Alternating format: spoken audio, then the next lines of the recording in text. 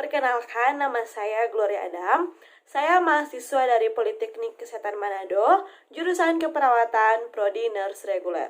Pada saat ini saya akan menjelaskan tentang penyakit asma. Dan pengertian asma adalah penyakit inflamasi atau peradangan kronik saluran napas yang ditandai dengan adanya mengi, batuk, dan rasa sesak di dada yang berulang dan timbul terutama pada malam atau menjelang pagi akibat penyumbatan saluran pernafasan.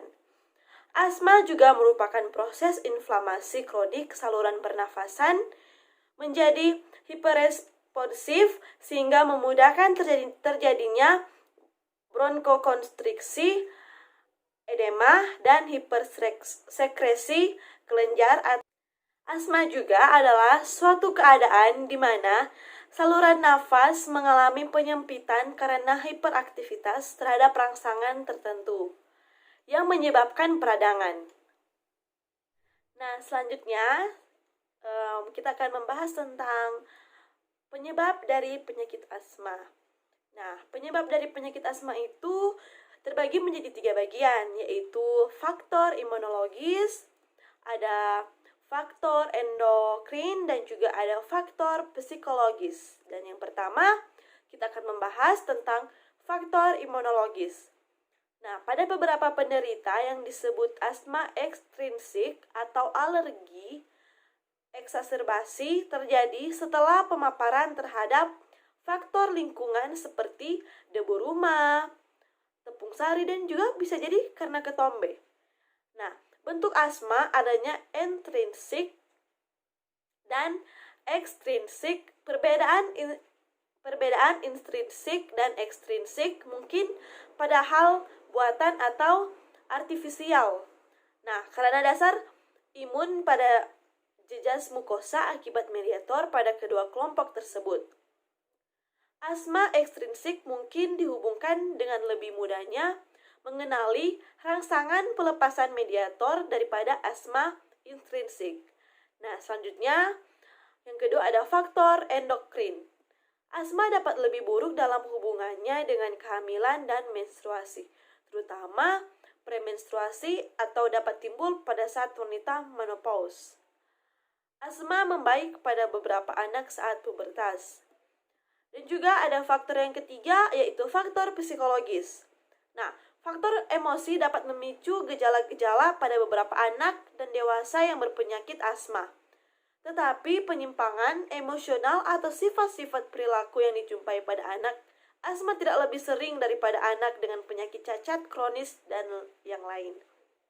Nah, di sini juga ada klasifikasi tentang asma.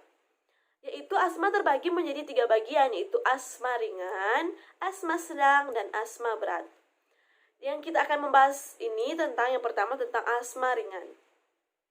Asma ringan adalah asma yang terkontrol dengan pengobatan tahap 1 atau tahap 2, yaitu terapi pelega bila perlu saja atau dengan obat pengontrol dengan intensitas rendah seperti steroid inhalasi dosis rendah atau antagonis leukotrien atau kromon.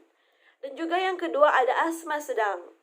Nah, asma sedang ini adalah terkontrol dengan pengobatan tahap 3, yaitu terapi dengan obat pengontrol kombinasi steroid dosis rendah plus long acting beta agonist atau LABA.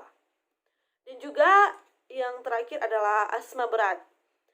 Nah, asma berat ini adalah yang membutuhkan terapi tahap 4 atau 5, yaitu terapi dengan obat pengontrol kombinasi steroid dosis tinggi plus long acting beta agonist atau LABA untuk menjadi terkontrol, atau asma yang tidak terkontrol meskipun telah mendapat terapi.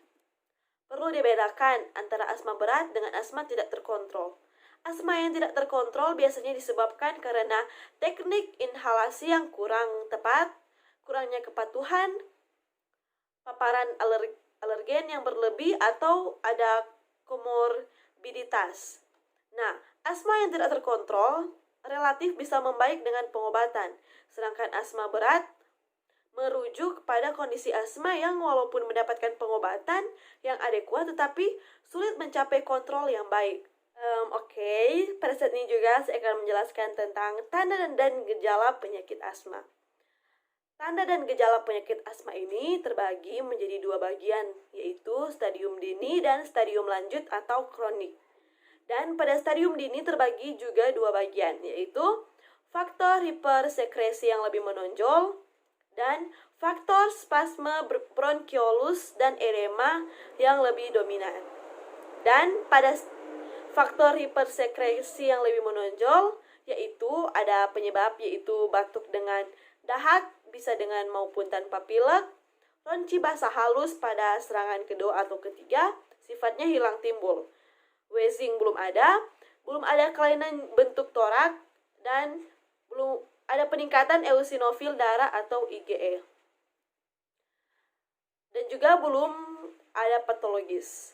Dan selanjutnya faktor spasme bronkiolus dan edema yang lebih dominan, yaitu tanda dan gejalanya adalah timbul sesak nafas dengan atau tanpa sputum, wheezing, ronsi basah bila terdapat hipersekresi, dan penurunan tekanan varial atau O2. Dan selanjutnya kita akan bahas tentang stadium lanjut atau kronik, yaitu ada tanda dan gejalanya batuk atau ronci, sesak nafas berat dan dada seolah-olah tertekan, dahak lengket dan sulit untuk dikeluarkan, suara napas melemah bahkan tak terdengar, toraks seperti barrel chest, tampak tarikan otot sternocleidomastoideus dan juga cyanosis, dan paru terdapat peningkatan gambaran bronkofaskuler kanan dan kiri, hipokapnia dan alkalosis, bahkan asidosis respiratory. Selanjutnya, komplikasi dari penyakit asma. Bila serangan asma sering terjadi dan telah berlangsung lama, maka akan terjadi emfisema dan mengakibatkan perubahan bentuk toraks, yaitu toraks membungkuk ke depan dan memanjang. Pada foto ronsen, toraks terlihat diafragma letaknya rendah. Gambaran jantung menyempit, corakan hilus kiri dan kanan bertambah.